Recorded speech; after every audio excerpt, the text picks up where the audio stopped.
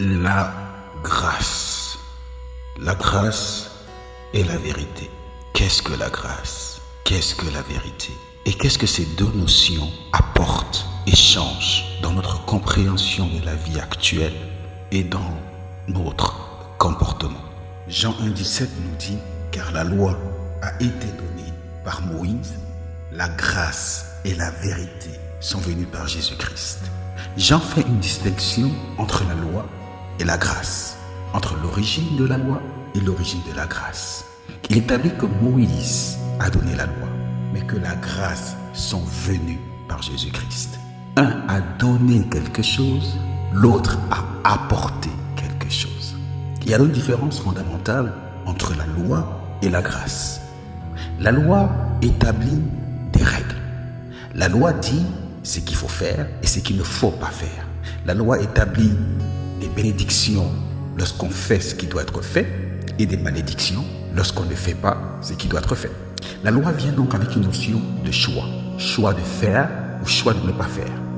Nous comprenons facilement la loi parce qu'elle est venue avec Moïse et c'est aujourd'hui le système de ce monde. Le monde dans lequel nous vivons, dans la gestion humaine du monde, le monde est géré par les lois, par les règles. Ce qui établit une nation, c'est la Constitution. Après, il y a les lois pénales, les lois civiles.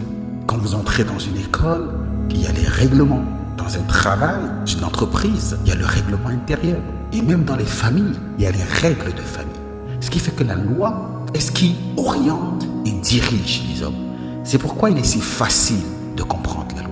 La loi est quelque chose d'humain parce qu'elle a quelque chose de raisonnable. Si tu fais bien les choses, tu es récompensé. Si tu fais mal les choses, tu assumes les conséquences. N'est-ce pas logique? Est-ce que ça ne résonne pas bien dans nos oreilles? Est-ce que ce n'est pas sensé? Les règles permettent aussi de régir la société. Parce qu'il est important qu'on sache ce qui se fait et ce qui ne se fait pas. C'est pourquoi Jean dit la loi a été donnée par Moïse. Parce que la nation de loi, la notion de loi qui dirige une nation, la notion de loi qui fait que tout le monde doit se conformer à des règles de vie qui établissent des récompenses lorsqu'elles sont respectées et des conséquences, donc des punitions ou des jugements lorsqu'elles ne sont pas respectées. Mais disons-nous bien une chose, est-il possible à un homme de son vivant de respecter toutes les lois, toutes les règles régies par sa société ou par son milieu de vie? À cette question, honnêtement, nous répondrons tous non. Il arrivera au moins une fois qu'on faillisse à une règle. Prenons par exemple la conduite. Il est arrivé à chacun de nous au moins une fois de passer un carrefour alors que le feu n'était pas vert. Le feu était orange. Lorsqu'on prend son permis de conduire, on demande de commencer à freiner ou à diminuer sa vitesse au feu orange de façon à être stoppé au feu rouge. Mais ce que nous faisons d'habitude, c'est qu'au feu orange, nous accélérons pour traverser le carrefour. Moïse, dans sa loi, a édicté au nom de Dieu, tu ne tueras point, tu ne feras point de faux témoignage, tu ne convoiteras pas la femme de ton prochain. Mais qui peut passer une vie sans mentir? Qui peut passer une vie sans avoir pris quelque chose qui ne lui appartient pas sans autorisation? Et ça, c'est rien. Le premier commandement dit, tu aimeras Dieu de tout ton cœur, de toute ton âme et de toutes tes forces. On parle là d'un amour exclusif à Dieu, avec la totalité de notre être entre nous qui en est capable. Vous comprenez donc que la loi qui a été donnée par Moïse n'a pas été donnée pour qu'elle soit obéie. La loi a été établie pour que l'homme réalise sa faiblesse, son incompétence à plaire à Dieu. Je recommence. La loi a été établie pour que l'homme réalise son incapacité à plaire à Dieu de son propre chef. Revenons à la Genèse, Adam et Ève, avec tous les merveilleux fruits qu'il y avait dans le jardin d'Éden, l'arbre de vie au milieu du jardin et l'arbre de la connaissance du bien et du mal. Tu ne mangeras pas du fruit de cet arbre, sinon tu mourras. La première loi. Et nous savons que Ève puis Adam l'ont mangé. Si on revient à l'origine, la loi établit l'incapacité de l'homme à la suivre. Mais pourquoi il est donc dit que la loi a été donnée par Mais c'est parce qu'au temps d'Adam et Ève, c'était les deux premières personnes qui vivaient, mais ce n'était pas encore une organisation sociétale basée sur la loi. Avec Moïse, l'organisation sociétale de la nation d'Israël était une organisation sociétale structurée sur l'obéissance à la loi. Il a fallu que le peuple d'Israël, devant le mont Sinaï, debout devant l'Éternel, dise « Nous ferons tout ce que l'Éternel a dit ». C'était la mauvaise déclaration. Ils auraient dû prier et dire « Seigneur, donne-nous de faire ce que tu as dit. Car lorsqu'on se tient debout et qu'on dit qu'on peut, alors on ne peut pas. La loi est faite pour démontrer l'incapacité de l'homme à plaire à Dieu. Réfléchissez. S'il est impossible de respecter la totalité des lois humaines, c'est-à-dire la Constitution, les lois pénales, les règlements intérieurs, toutes les règles de société, s'il est déjà impossible à un homme de respecter la totalité de ces règles humaines, comment pourrait-il respecter la totalité des règles divines? C'est pourquoi, je le redis, la loi a été instaurée, donnée par Moïse, pour révéler l'incapacité de l'homme à plaire à Dieu par ses propres moyens. Et il fallait que l'homme le réalise pour pouvoir accepter la grâce de Dieu. Lorsqu'un prisonnier a espoir de sortir de prison dans 2 jours, dans 3 jours ou dans 1 an, la grâce présidentielle n'est pas extraordinaire pour lui. Il serait sorti de toutes les façons. Mais lorsqu'un condamné à mort, qui n'a aucune chance de quitter la prison, qui n'a aucune chance de sortir de la prison et qui sait que dans 5 ans ou dans 6 ans ou dans 10 ans, il sera injecté parce que condamné à mort, ou un condamné à vie qui ne sera pas injecté, qui ne sera pas tué, mais qui passera toute sa vie en prison et qui n'a aucun espoir ni aucune procédure légale de sortir de prison. Pour de tels hommes, la grâce vaut son pesant d'or. C'est pourquoi la Bible nous enseigne que Dieu a condamné l'humanité sous la loi afin de la préparer à accepter la grâce. La loi est le chemin du jugement parce que d'une façon ou d'une autre, on faillit à une des lois. Et lorsqu'on faillit à une des lois, on faillit à toute la loi.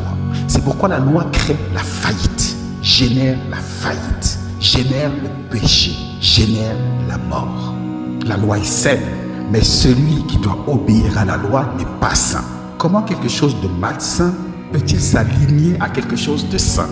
Et lorsque nous commençons à comprendre que la loi donnée par Moïse n'est que le processus de prise de conscience de notre incapacité naturelle de plaire à Dieu, nous comprenons pourquoi la grâce vient après. La loi exige que nous fassions des choses, alors que la grâce nous donne les choses. La loi réclame de nous, alors que la grâce réclame de Dieu. La loi dit, faites ci, ne faites pas ça.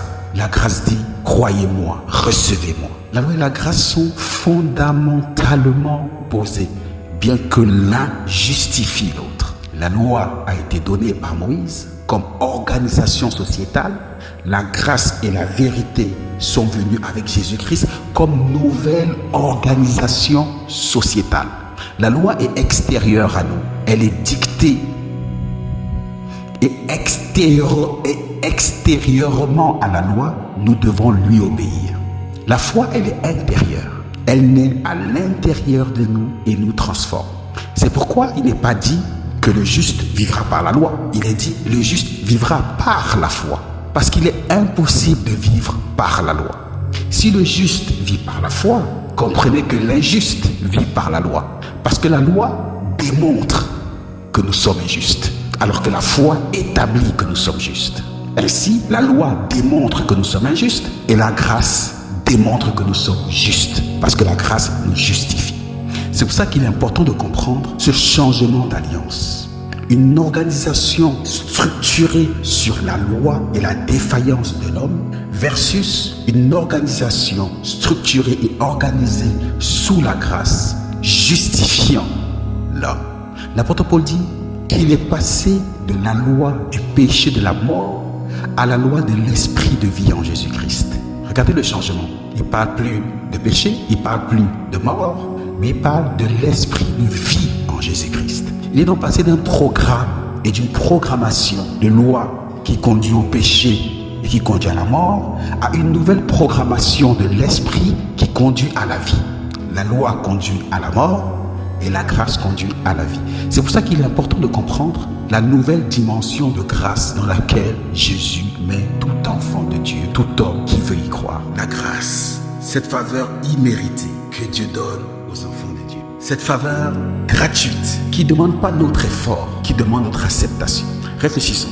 Un condamné à mort ou un condamné à vie qui reçoit la grâce présidentielle ou la grâce royale, qu'a-t-il fait? Il est condamné. Ce qu'il mérite, c'est la condamnation. Et un matin, le président ou le roi déclare qu'il est gracié. Et tout le monde se met en exécution de la grâce présidentielle. Le juge qui l'avait condamné ne peut plus rien faire. Le procureur qui l'avait condamné ne peut plus rien faire. Le directeur de prison qui s'assure qu'il reste en prison ne peut plus rien faire. Ses joailliers ne peuvent plus rien faire.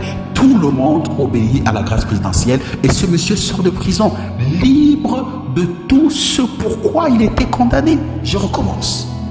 Lorsqu'un condamné à mort ou un condamné à vie reçoit la grâce présidentielle ou la grâce royale, le même circuit qui l'a condamné partant de la police, du procureur, du juge et des joailliers de la prison, c'est ce même système qui l'a condamné, ce même système se met désormais en branle pour le libérer à cause d'un édicte du roi ou du président, la grâce. Et au moment où il est gracié, est-ce qu'on se souvient de ce qu'il a fait? Est-ce qu'on lui rappelle, oh, tu as tué, oh, tu as volé, oh, tu as... Ces choses sont dites au moment de la condamnation. Au moment de la libération, on ne lui dit pas, tu as tué. Au moment de la libération, qu'est-ce qu'on lui dit? Tu es gracié. Le président a déclaré que tu dois être libéré. Comprenez bien ce qui se passe. Pour la condamnation, on lui rappelle ses péchés. On lui rappelle ce qu'il a fait de mal. Pour la libération, on lui dit qu'il est gracié. On lui parle de ce que quelqu'un d'autre a fait pour qu'il soit libre. Alors que pour la condamnation, on lui dit ce qu'il a fait pour qu'il soit condamné. Mais pour la libération, on lui dit ce que quelqu'un d'autre a fait pour qu'il soit libéré. Et les mêmes personnes qui ont travaillé à le condamner sont les mêmes personnes qui maintenant, sous l'autorité de la grâce présidentielle, de la grâce royale, libèrent le prisonnier. C'est l'image de ce qui se passe dans la vie d'un homme qui reçoit Jésus-Christ, d'un enfant de Dieu qui vit sous la grâce de Jésus-Christ, d'un enfant de Dieu qui a décidé de sortir de la dimension de la loi pour entrer dans la dimension de la grâce. On ne lui parle plus de ce qu'il a fait, on lui parle de ce que Jésus-Christ a fait. Ce qu'il a fait ne compte plus, les péchés qu'il a commis ne comptent plus. Ce qui compte, c'est ce que Jésus a fait et ce que Dieu déclare. La grâce, libre de la condamnation de tes actes. Parce que quelqu'un d'autre prend sur lui la conséquence de ce que nous avons fait, afin que cette conséquence ne retombe pas sur nous. Alors lorsque nous vivons sous la grâce, nous ne pensons pas à nos fautes. Nous pensons à Jésus-Christ. Nous pensons au Père qui a déclaré la grâce. Et nous pensons au Fils qui a payé le prix de la grâce. Et c'est pour ça que nous pouvons dire à haute voix, nous sommes des enfants de Dieu graciés. Nous sommes des enfants de Dieu graciés. Nous sommes des enfants de Dieu graciés. Romains 8,15 dit, et vous n'avez point reçu un esprit de servitude pour être encore dans la crainte. Mais vous avez reçu un esprit d'adoption par lequel nous crions Abba Père. Vous savez, pour appeler Dieu Père, il faut être à l'intérieur de Dieu. Lorsqu'on est à l'extérieur de Dieu, on dit Dieu, on dit éternel, on dit créateur. Lorsqu'on est à l'intérieur de Dieu, comme le Fils, comme Jésus, on dit Père. Parce que pour comprendre Père, Fils, Saint-Esprit, il faut être à l'intérieur de Dieu. Qui peut appeler Dieu Père si ce n'est le Fils?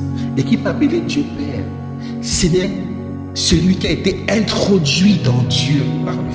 Donc quand nous disons Abba Père, c'est parce que nous sommes intérieurs à Dieu. Et ça, c'est le summum de la grâce. La grâce commence par l'expiation de nos péchés. La grâce, c'est l'élévation à la stature d'enfant de Dieu. La grâce, c'est l'élévation à l'exercice du sacerdoce royal. Et la grâce, c'est l'élévation à la divinité de Dieu, au partage de la divinité de Dieu dans notre deuxième vie. La grâce est gigantesque.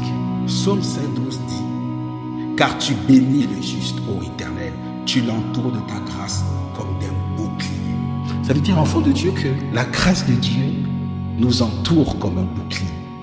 Tout ce qui nous approche et qui veut nous toucher est transformé en grâce à cause du bouclier de grâce qui nous entoure. Et dans Psaume 23,6, il dit, oui, le bonheur et la grâce m'accompagneront tous les jours de ma vie. Et j'habiterai dans la maison de l'Éternel jusqu'à la fin de mes jours. Cette phrase extraordinaire, le bonheur et la grâce m'accompagneront tous les jours de ma vie. Alors souvenons-nous que nous sommes graciés. Nous qui avons donné notre vie au Seigneur, et vous qui voulez le faire, nous devenons des enfants de Dieu graciés. Ce qui est regardé, ce ne sont plus nos fautes. ce qui est regardé, c'est ce que Jésus-Christ a fait. Donc pendant que nos yeux naturels regardent les problèmes de la vie, les soucis de la vie, que nos yeux spirituels, nos yeux divins regardent la grâce. Et qu'on puisse dire merci à Dieu. Parce que dès qu'on devient un enfant de Dieu, quelles que soient les circonstances, le programme de grâce de Dieu est en marche. Dieu nous bénit, il nous bâtit. Et quelles que soient les épreuves par lesquelles nous passons, ce sont des épreuves de bâtissement de notre nouvelle nature. Parce que Dieu nous transforme de l'intérieur. Alors notre bouche doit proclamer la grâce. Si nos yeux physiques voient autre chose, nos yeux divins doivent voir la grâce. Rendez grâce en toutes choses. Et nous rendons grâce quand nous revenons le matin, parce que nous savons que la grâce de Dieu nous accompagne, nous transforme, nous bénit. Et à chaque fois que nous nous disons que la grâce de Dieu nous accompagne, que nous sommes graciés de Dieu, que nos péchés ne comptent plus sur la balance, mais c'est ce que Jésus a fait qui compte sur la balance. Quand Dieu nous regarde, c'est son Fils qu'il regarde. C'est la sainteté de son Fils qui regarde en nous. Et toutes les bénédictions de Jésus. Il a dit dans Jean 17, afin que l'amour dont tu m'as aimé soit également l'amour qui soit déposé chez les enfants de Dieu. De façon que Dieu aime les enfants de Dieu de l'amour dont il aime le Fils. Jésus-Christ n'a pas été riche, il n'a pas été milliardaire, il n'était pas célèbre dans les réseaux sociaux, ce n'était pas un homme du monde. Pourtant, il avait toute la bénédiction de l'univers avec lui. Ce n'est donc pas le système de loi qui nous dirige aujourd'hui, ce n'est pas le physique qui nous dirige aujourd'hui, c'est la foi, notre croyance que nous sommes graciés et nos déclarations de tous les jours établissant que nous sommes graciés qui fait que notre visible se transforme en ce que nous croyons dans l'invisible. Déclarons tous les jours que nous sommes graciés au nom de Jésus-Christ, quel que soit ce que nous suivons. La grâce est la vérité. Alors que la grâce est la connaissance de la faveur imméritée de Dieu, le don de l'expiation et de l'effacement de nos péchés qui nous rend justes alors que nous le sommes, qui nous déclare justes alors que nous ne le sommes pas, qui fait de nous des enfants de Dieu alors que nous ne devrions pas l'être. C'est ça la grâce. Comme un prisonnier qui devient libre alors qu'il ne devait pas l'être, nous devenons justes alors que nous ne devrions pas l'être. C'est ça la grâce. Une faveur imméritée. Et c'est donc quoi la vérité? Sachant que la grâce et la vérité sont venues par Jésus-Christ. La vérité, contrairement à la grâce qui est de croire et de recevoir cette faveur imméritée au Christ de Dieu, la vérité est de connaître Dieu, de connaître le Père. La grâce est une faveur, la vérité est une personne. Jésus dit, je suis le chemin, la vérité et la vie. Après avoir reçu la faveur de Dieu, et commençons à vivre dans cette dimension de faveur en la déclarant chaque jour, quel que soit ce que nos yeux voient, en vivant avec l'assurance que Dieu est au contrôle de nos vies et qu'il a un contrôle de faveur dans nos vies, en le sachant, en le déclarant, même si c'est contraire à ce que nos yeux voyons, même si c'est contraire à ce que nos yeux sont en train de voir, nous vivons dans la dimension de la grâce en ce moment-là. Et nous vivons dans la vérité lorsque nous connaissons qui est la source de cette grâce. Et surtout, quelle est l'identité qu'il nous partage. La vérité est que Dieu nous élève à sa propre divinité. Nous devenons Dieu avec lui en Christ. Souvenez-vous qu'il a dit aux disciples, ne vous réjouissez pas de ce que les démons vous obéissent. Entendez, ne vous réjouissez pas de vos performances ou de ce que vous faites ou de ce que vous ne faites pas. Réjouissez-vous plutôt de ce que vos noms sont inscrits dans le royaume des cieux. Il voulait dire, réjouissez-vous de ce que vous partagez la gloire du Père avec moi, de ce que vous partagez ma gloire de l'intérieur de Dieu. Dans Jean 17, il dit, dans sa prière au Père, je veux que là où je suis, que eux aussi soient, afin qu'ils voient ma gloire. Donc là où Christ est élevé, nous sommes élevés avec lui à cet endroit-là. Et Christ est dans Dieu, nous sommes dans Dieu avec Christ. Et la vérité, c'est la compréhension de Christ et du Père pour comprendre ce qu'il partage avec nous, afin que cette vérité nous ancre encore plus dans la foi de la grâce. La grâce est la vérité. Alors proclamons tous les jours la grâce de Dieu. Proclamons tous les jours que nous faisons partie de Dieu. La Bible nous appelle gens de la maison de Dieu. Et quand nous prions et que nous appelons Dieu Père, souvenons-nous que c'est parce que nous sommes partie intégrante de Dieu. Et vivons nos vies avec cette joie intérieure de ce que non seulement nous sommes graciés, la grâce, mais de ce que nous partageons l'identité de Dieu à travers Jésus-Christ, la vérité. Soyons bénis. soyons heureux. Et ne laissons pas nos yeux physiques et les réalités de ce monde de loi nous accaparer. Élevons-nous au-dessus de ce système de vie. Nous vivons dans le monde, mais nous ne sommes pas du monde. Nous vivons dans un système de loi, mais nous sommes sortis de la loi. Dans notre homme intérieur, nous vivons chaque jour, à chaque instant, la grâce et la vérité du Père. Et nos bouches le proclament. Le Seigneur a dit à Josué que ce livre de la loi ne s'éloigne pas de ta bouche. Il n'a pas dit de ton cœur ou de tes yeux, ce qui aurait été logique. Il dit que le livre de la loi ne s'éloigne pas de ta bouche. On parle de proclamation. L'aboutissement de la foi, c'est la proclamation de la vérité. Quand vous proclamez la grâce, quand vous la proclamez tous les jours, quand vous êtes heureux à l'intérieur de vous d'être une partie de Dieu, d'être membre du corps de Christ, quand vous savez que vous êtes gracié et que ce qui compte n'est pas ce que vous avez fait, mais ce que Christ a fait, vous vivez tous les jours avec un bonheur et une assurance de ce que la grâce de Dieu vous accompagne tous les jours et que votre destinée ultime après cette vie est le partage de la gloire de Dieu pour l'éternité. Alors ce monde et tout ce qu'il a ne compte plus. Vous vivez dans une autre dimension. Nous vivons sur terre, mais avec la dimension céleste. La grâce et la vérité en Jésus-Christ. Soyons bénis. Soyons grandement bénis. Amen.